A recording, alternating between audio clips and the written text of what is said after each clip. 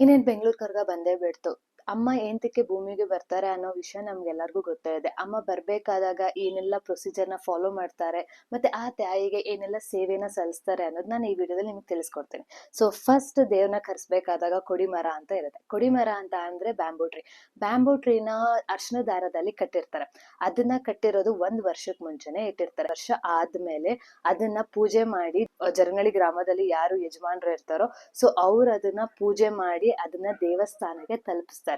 ತಲುಪಿಸೋ ಅಷ್ಟರಲ್ಲಿ around 7 o'clock ಅಷ್ಟೊತ್ತಲ್ಲಿ ಆಗಿರುತ್ತೆ. So ತಲುಪ್ಸಾದ್ಮೇಲೆ ಅದಕ್ಕೆ ರಾತ್ರಿ 3 ಇಂದ 4 ಗಂಟೆ ಒಳಗಡೆ ಸ್ವಾಮೀಜಿಗಳು ಅದನ್ನ ಪೂಜೆ ಮಾಡ್ತಾರೆ.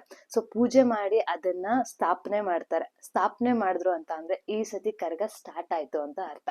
ಕರ್ಗ ಸ್ಟಾರ್ಟ್ ಆಯ್ತು ಅಂತ ಅಂದ್ರೆ ಆವತ್ತಿಂದ 11 ದಿನಗಳು ವ್ರತದಲ್ಲಿ ಇರ್ತಾರೆ. ಎಲ್ಲಾ ಸ್ವಾಮಿಗಳು ಕೂಡ ವ್ರತನ ಮಾಡ್ತಿರ್ತಾರೆ. ವೀರಕುಮಾರ್ ಆಗಿರ್ಬೋದು, ಗಂಟೆ ಪೂಜಾರಿ ಆಗಿರ್ಬೋದು. ಮತ್ತೆ ಅವರು ಎಲ್ಲಾದ್ರೂ ಆಚೆ ಹೋಗ್ಬೇಕಂದ್ರೆ ಚಪ್ಪಲಿ ಧರಿಸೋದಿಲ್ಲ.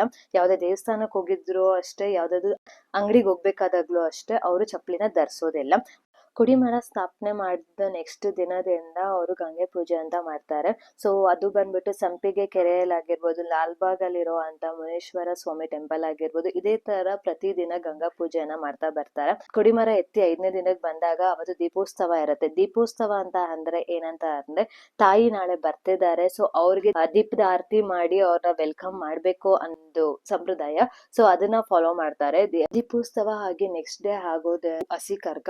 ಸೊ ಹಸಿ ಕರ್ಗ ಅಂದ್ರೆ ಏನಂತ ಅರ್ಥ ಅಂದ್ರೆ ಸ್ವರ್ಗದಿಂದ ತಾಯಿನ ಕರೆಸಿ ಮಡ್ಲಲ್ಲಿ ಇಟ್ಕೊಂಡು ದೇವ್ರಿಗೆ ಲಾಲಿ ಆಡ್ಕೊಂಡು ಧರ್ಮರಾಯನ ಟೆಂಪಲ್ಗೆ ಕರ್ಕೊಂಡ್ ಬರೋದೇನೆ ಪದ್ಧತಿ.